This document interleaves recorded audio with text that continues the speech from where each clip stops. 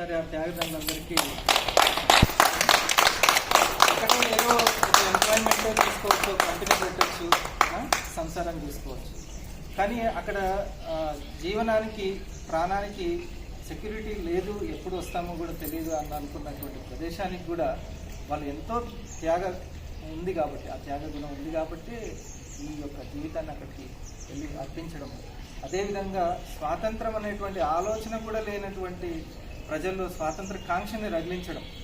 పరతంత్రం అసలైన జీవనం కాదు, స్వాతంత్రమే అని ఆ ఆలోచనని కలిగించి ప్రాణార్పణ చేసిన వాళ్ళు ఎంతోమంది స్వాతంత్రం కోసం. వాళ్ళందరికీ కూడా మనం కూడా వాళ్ళ దేశం కోసం స్వాతంత్రం అయితే మనం జీవహింస గాంధీ గారి సిద్ధాంతాన్ని అమలుపరిచే స్వాతంత్రం రావాలని అది ఒక గొప్ప సంకల్పంగా భావించి మనం ప్రపంచ శాంతి కోసం అందరం ఏ జీవి కూడా చంపబడకూడదు అనేది గాంధీ గారి సిద్ధాంతం.